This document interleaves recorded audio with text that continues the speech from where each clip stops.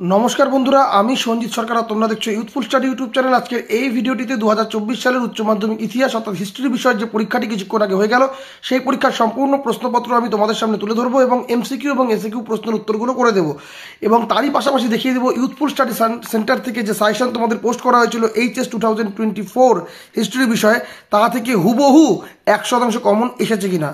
বড় প্রশ্ন প্রত্যেকটি কমন আমাদের সাজেশন থেকে। তো তোমাদের পরীক্ষা কেমন হচ্ছে তোমরা অবশ্যই কিন্তু কমেন্টস করে জানাবে। তো চলো আলোচনা শুরু করা যাক আজকের। প্রথমে লুভার মিউজিয়াম কোথায় অবস্থিত? এটা হচ্ছে অপশন বি প্যারিস।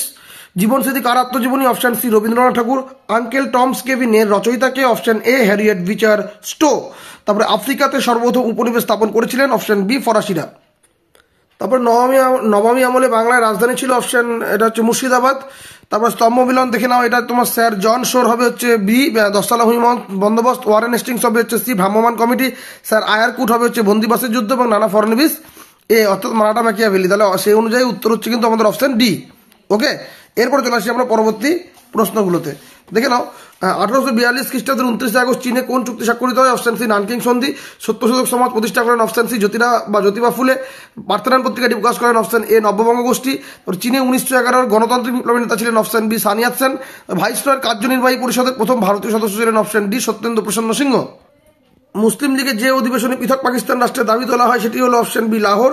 ভারতীয় মুসলমানদের সিমলা ডেপুটেশন 1906 নেতৃত্ব দেন? অপশন এ আগা খা। কে ক্যাবিনেট মিশনের সদস্য ছিলেন না? Option B Lord Wavell. Indonesia কোন ইউরোপীয় দেশের উপনিবেশ ছিলেন? Option D Holland. নবান্ন নাটকের রচয়িতা হলেন? Option D Bijon Bhattacharya. তারপরে ফ্রম ইয়াল্টা টু ভিয়েতনাম বইটির লেখক? Option B David Horowitz. তারপরে স্তম্ভ মিলন চলে আসো, হ্যারি ট্রুম্যান হচ্ছে মার্কিন রাষ্ট্রপতি, জোসেফ স্ট্যালিন হচ্ছে রুশ রাষ্ট্রপ্রধান, উইনস্টন চার্চিল হচ্ছেন ব্রিটিশ প্রধানমন্ত্রী এবং মার্শাল টিটো হলেন যুগোস্লাভিয়ার রাষ্ট্রপ্রধান। সেই অনুযায়ী আমাদের উত্তর আসতে হবে অপশন বি। তারপর ন্যাটো গঠিত হয়? অপশন সি 1949 সালে। তারপর আসওয়ান বাঁধ নির্মাণের উদ্যোগ নেন? Option A Gamal Abdel Nasser. Patrice লুমুম্বাকে ছিলেন? অপশন বি কঙ্গোর প্রধানমন্ত্রী। আওয়ামী লীগ প্রতিষ্ঠাতা ছিলেন? Option D Sheikh Mujibur Rahman. ভারতের মহাকাশ বিজ্ঞানী ছিলেন? Option C Vikram Sarabhai. তারপরে চলে আসো, স্বাধীন ভারতে জাতীয় পরিকল্পনা কমিশন কার নেতৃত্বে প্রতিষ্ঠিত ছিল? Option B Jawaharlal Nehru. তারপরে চলে আসো এসিকিউ প্রশ্ন, আমেরিকা মহাদেশকে আবিষ্কার করেছিলেন? এটা হচ্ছে কলম্বাস। সামাজিক ডারউইনবাদের মুখ্য প্রবক্তা ছিলেন হার্বার্ট স্পেন্সার। মার্কেন্টাইলবাদ কি? ষোড়শ থেকে অষ্টাদশ শতকের মধ্যভাগ পর্যন্ত ইউরোপে যে আর্থিক মতবাদের বিকাশ ঘটে তাকে মার্কেন্টাইলবাদ বলে। ইম্পেরিয়ালিজমের স্টাডি বইটির লেখককে? হবসন। ভারতের সুপ্রিম কোর্টের প্রথম প্রধান বিচারপতি ছিলেন স্যার এলিজা ইম্পে।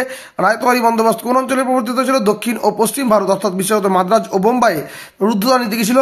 ক্যান্টন বাণিজ্যে অংশগ্রহণকারী ইউরোপীয় বণিকদের চীনের ফৌজদারি ও বাণিজ্যিক আইন মেনে চলতে হতো। তাদের চীনা ভাষা ও চীনা আদব কায়দা শেখা নিষিদ্ধ ছিল। বাণিজ্য কুটিতে মহিলা দাসী ও আগ্নেয়াস্ত্র নিয়ে প্রবেশ নিষিদ্ধ ছিল। বাণিজ্য মুসলিম শেষ হলে তাদের ক্যান্টন ত্যাগ করতে হতো। বিদেশি বণিকদের প্রতি চীনের এই কঠোর নীতি রুদ্ধতা নীতি নামে পরিচিত।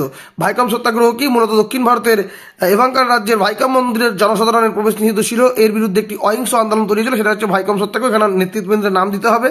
ওকে, তো তারপরে কলকাতার মেট্রোপলিটন ইনস্টিটিউশনের প্রতিষ্ঠাতা কে ছিলেন? এটা হচ্ছে ঈশ্বরচন্দ্র বিদ্যাসাগর। কার উদ্যোগে নববিধান গঠিত হয়েছিলেন? এটা হচ্ছে কেশবচন্দ্র সেন। বক্সার প্রোটোকল কত খ্রিস্টাব্দে সম্পাদিত হয়? 1901 খ্রিস্টাব্দে 7 সেপ্টেম্বর।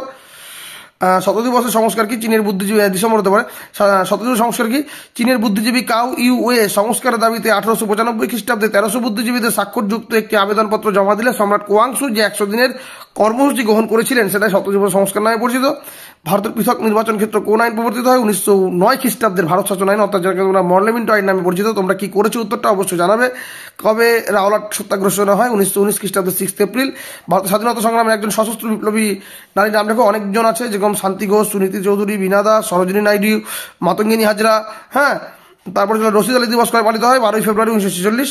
ভিয়েতমিন কি? স্বাধীন ভিয়েতমিন গঠনের জন্য হোচিমিন 1941 খ্রিস্টাব্দে league for the United independence in Vietnam নামে একটি সংগঠন গড়ে তোলে, যা সংক্ষেপে ভিয়েতমিন নামে পরিচিত। কোন সালে জাপান পার্ল হারবার আক্রমণ করেন? 1941 খ্রিস্টাব্দে 7 ডিসেম্বর। ট্রুম্যান নীতি কি? মার্কিন রাষ্ট্রপতি হ্যারি ট্রুম্যান 1947 খ্রিস্টাব্দে 12 মার্চ মার্কিন কংগ্রেসের এক বক্তৃতায় তুরস্ক ও গ্রিস সহ বিশ্বের যে কোনো দেশকে সোভিয়েত আগ্রাসনের বিরুদ্ধে যে সামরিক ও আর্থিক সাহায্য দানের প্রতিশ্রুতি দিয়েছিলেন তা ট্রুম্যান নীতি নামে পরিচিত। ইয়াসের আরাফাত কে ছিলেন? প্যালেস্টাইন বা ফিলিস্তিনের মুক্তি সংগ্রামের নেতা।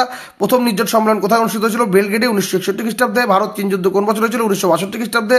স্বাধীন ভারতে উদারীকরণ, বেসরকারীকরণ এবং বিশ্বায়নের নীতি কোন প্রধানমন্ত্রীর আমলে গৃহীত হয়? পিভি নরসিমহা রাও। স্বাধীন আলজেরিয়ার প্রথম রাষ্ট্রপতি কে ছিলেন? বেন বেল্লা। এবার চলে আসো বড় প্রশ্ন, দেখে নাও আমাদের সাজেশনের সঙ্গে মিলল কিনা। 1 নম্বর দাগের যে প্রশ্ন সেটা হচ্ছে সংগ্রহশালার প্রকারভেদ অর্থাৎ জাদুঘরের প্রকারভেদ বা মিউজিয়ামের প্রকারভেদ বলেছে, এবং তারপরে স্মৃতিকথার সংজ্ঞা এবং ইতিহাস রচনা স্মৃতিকথার গুরুত্ব ব্যাখ্যা করো।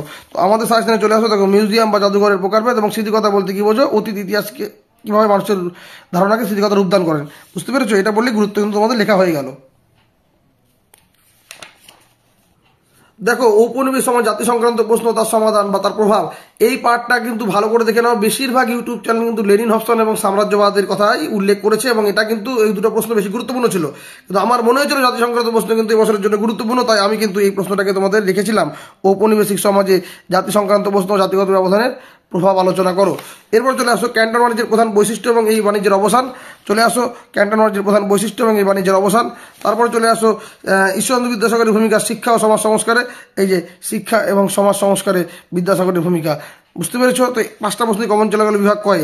চলে আসো বিভাগ ক্ষয়ে 1935 সালের ভারত শাসন আইন, 1935 সালের ভারত শাসন আইন। তারপরে ক্রিস মিশনের প্রস্তাবগুলি কী ছিল, এই যে ক্রিস মিশন দিয়ে দিয়েছিলাম আমি। বুঝতে পেরেছো? তারপরে চলে আসো নৌবিদ্রোহের কারণ ও তাৎপর্য লেখো। 1946 খ্রিস্টাব্দে নৌবিদ্রোহের কারণ ও তাৎপর্য দেওয়া রয়েছে। তারপরে কিউবা ক্ষেপণাস্ত্র সংকট রয়েছে এবং ঠান্ডা সার্ক রয়েছে। তো দেখে নাও তোমরা, কিউবা ক্ষেপণাস্ত্র সংকট দেওয়া ছিল, সার্কও দেওয়া ছিল। তো আমাদের সাজেশন থেকে কিন্তু সম্পূর্ণ প্রশ্ন কমন আসছে। তো এবার তোমাদের পরীক্ষা কেমন হচ্ছে তোমরা অবশ্যই কিন্তু জানিও। এর পরবর্তী সাজেশনগুলো আমরা পোস্ট করব। তোমাদের ছোটো ছোটো ভাই বোনদের বলো, যদি পারে অবশ্যই চ্যানেলটা যেন ফলো করে, উপকার অবশ্যই পাবে। তো আজকের মতো ভিডিও এখানে শেষ করছি। দেখা হবে তোমাদের সঙ্গে পরবর্তী ভিডিওতে। ধন্যবাদ।